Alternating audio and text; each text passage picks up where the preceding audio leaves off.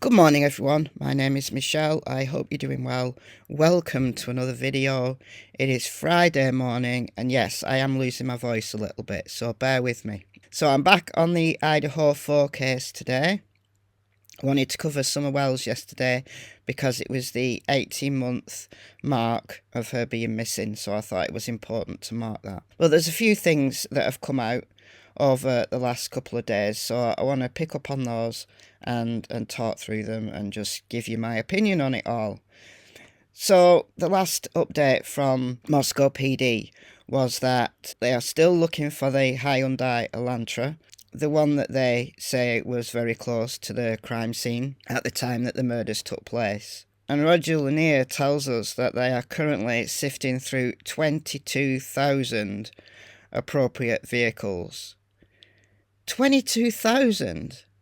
22,000, that's insane. How far are they casting the net? I mean, yeah, I understand that it could be somebody from far away that has come into Moscow to murder 4 people, but are there really 22,000 white 2011 to 2013 Hyundai Elantras in the vicinity? That seems like an awful lot. But anyway, good luck to them. Good luck to them with that. It might take them some time. Kaylee's parents, along with their lawyer, did an interview on NBC's Today Show yesterday, Thursday, and they're still not happy with the communication that they're getting from the police. Shannon Gray, the attorney for the Gonsalves family, met earlier this week with Moscow PD and said investigators have done a poor job communicating with the families. He told CNN families should never find out information from a news release. They should get that information ahead of time. And I completely agree with that. I don't know why law enforcement aren't giving them that information. If it's going to come out in the media, if they're going to release that to the media, then the families should be aware of it. They shouldn't just hear about it from a news release. Kaylee's mother says that she heard about the Hyundai Elantra from reading about it in the news, and it had been sent to her by somebody else. She said, "My first thought just started like, how long have they had this information? Where did they get this information? Was it on camera?" And exactly, was it on camera? We don't know what information they've got about this vehicle, and of course, if it's vital to the investigation to keep that secret, then fair enough. But to hear about it on the news, I think that's really bad form. However, Moscow PD disputed this, telling CNN they reached out to her attorney via email the same day they made the request to the general public seeking information regarding this vehicle. I don't know what's true, whether there was a miscommunication between the attorney and the Gonsalves. But there's more missteps from the coroner's office as well. Kaylee's mother said that her family learnt about the graphic details of Kaylee's autopsy when a woman from the coroner's office called and asked her 17-year-old daughter, 17, so a minor, if she wanted to know the findings. She asked, "Are you sure you want to know this?" And my daughter, thinking that she did for whatever reason, said yes. And she proceeded to tell her. Kaylee's mother told NBC she was frustrated with interviews given by the coroner, Kathy Mabbutt. "Every time we turn around, there's another. There's a new. I don't know if they're new or they're old. I'm just coming across them." And I'm like, oh my gosh, how many of these did she do? Given the stuff that came out the other day, using direct quotes, supposedly from Steve Gonsalves, saying that the coroner had told him details about the crime scene and about the death of the other victims. And I said in a couple of live streams that that was really bad form. If it was true, it was really bad form of the coroner to do that, to talk about somebody else's murder. Give him details about Kaylee's, but somebody else's, no, you can't do that. And that shows a massive lack of professionalism, if it's true. Because Kaylee's sister, Olivia, came out and said that that wasn't true. What Fox News printed wasn't true. But I don't know, I haven't seen Steve Gonsalves. Now, he might have done, and I might have missed it, but I haven't seen Steve say that it wasn't true. But the coroner herself allegedly has disputed that that occurred. But this coroner, she does seem to be a little bit of a loose cannon. Although, yeah, call up a family and ask if they want the details of the autopsy, that's pretty standard. Right? I've been in that position myself. Presumably, if this girl said that she was Kaylee's sister, maybe the woman from the coroner's office thought it was appropriate to tell her, but you'd have thought she'd have wanted to speak to Kaylee's parents directly. They're the next of kin, aren't they? It just seems very odd.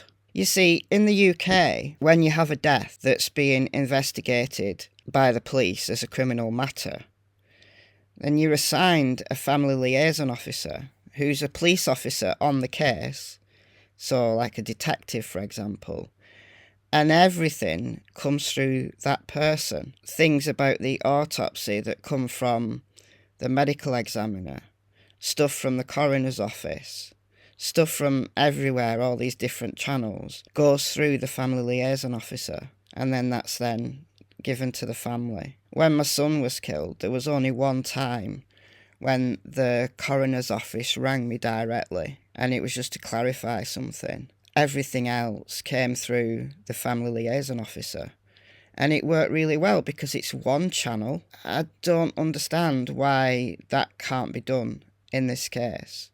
Is that not something that's done at all in America? Do all of these different agencies not talk to each other? I mean, that would stand for a lot of miscommunication. But hey, what do I know? I'm not American. But I'm just giving you the benefit of my experience and about what works really well for me.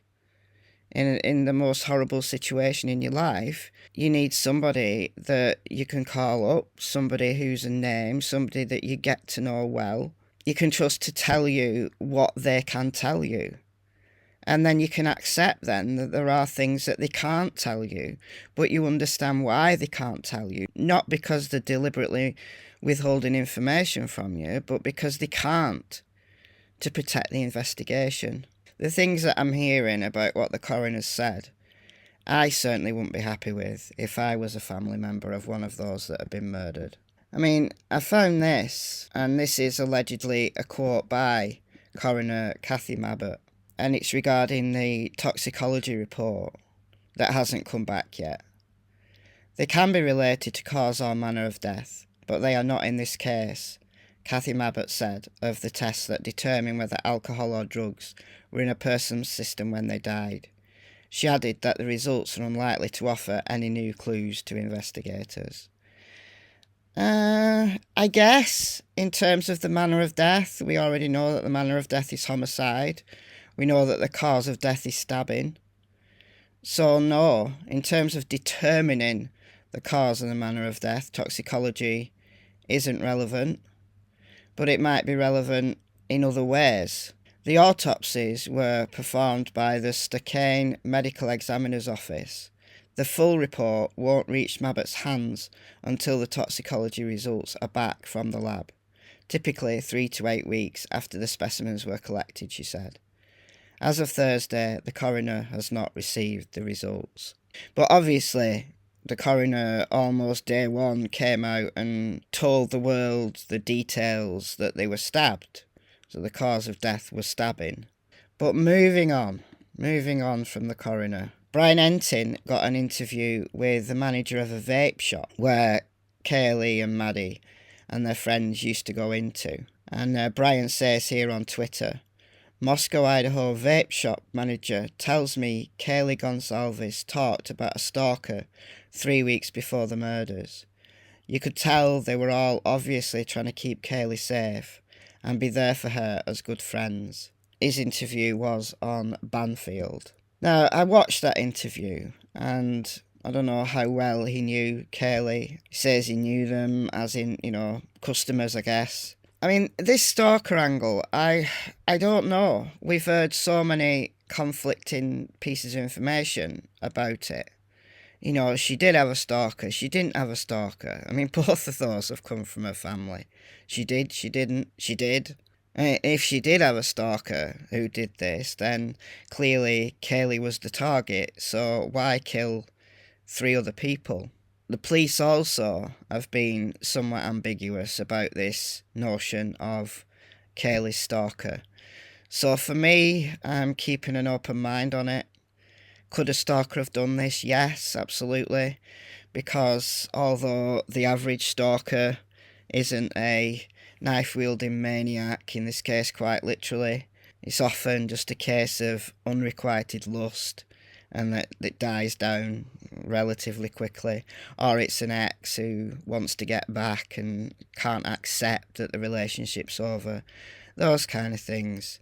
Very rarely does it get so extreme that bodily injury occur, let alone a quadruple murder. So it'd be very, very unusual, out of the norm, if it turns out that this murder was committed by a stalker of any one of the 4. But I am keeping an open mind on it. Now, there is something that I wasn't going to discuss, but I'm going to do because it's out there.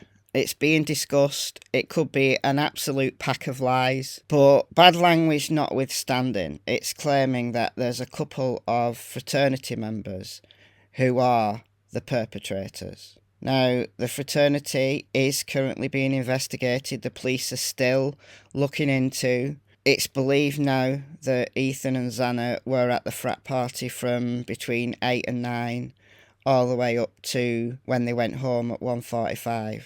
It wasn't clear at first whether they went to the party between 8 and 9 and then left and went somewhere else. Xana's mother said that she thought they'd gone to a bar, but she didn't know that for sure. She was just speculating, I think. But now we've got this series of claims that a couple of frat members basically had it in for them. So I'm going to read some of this. I'm not going to read the bad language. Bruh. You can see the King Road house from Dee's room. Once that 3rd floor light turned off, they did it. 19 minutes total, walk included. Here's the thing though, if this turns out to be true, and there's absolutely no guarantee that any of it is true, where does the Hyundai fit into any of this? Because they wouldn't have needed a car. They'd have just run back to the frat house. So, not quite adding up, but let's carry on. Ethan got into a fight that night. Xana allegedly talking shit. Elle had problems with this. Elle had problems with Mads or Maddie also. This shit's been brewing since Fall Rush last year. Went quiet on social media for 2 weeks before and after the deed. B's mom, a paralegal, so he knows not to say shit. Elle cleared his social media. So these alleged perpetrators have had problems with Ethan for a while now. Ethan talked shit about Elle taking roids or steroids, anabolic steroids, and having his balls shrivel. Elle pissed as he wanted Xana. Dumbass young'uns like Ethan, tutors are assigned. B and L talked about this shit in general for a while. Talked about leaving their cell phones behind on YouTube autoplay. No pings, no guns too loud. Area dead, early Sunday mornings. Targets were Ethan, Xana and Mads. Mads talked shit about L. Never acknowledged B. Mads right about that one. He's a C word. L should have also taken out B. And apparently L has got mad skills with lacrosse and knife and wrestling. E posed no challenge. They already gave their alibis. DNA not in Codis. They're laughing now. That's pretty detailed. Do I believe it? I don't know. This could be social media absolute nonsense. It does explain why there was a quadruple murder rather than a target of one person being taken out. At the same time, could it be an absolute load of nonsense? Yes. The police are investigating the fraternity. So, are these frat boys one step ahead of law enforcement? Will law enforcement get to the bottom of this if any of it is true? Yeah, I think so. We'll see. Let me know what you think about all of this in the comments below. I've been Michelle. Hope you're well. I'll see you in the next video. It's goodbye from Miss Tillington and Miss Cassie Springer. Bye, guys.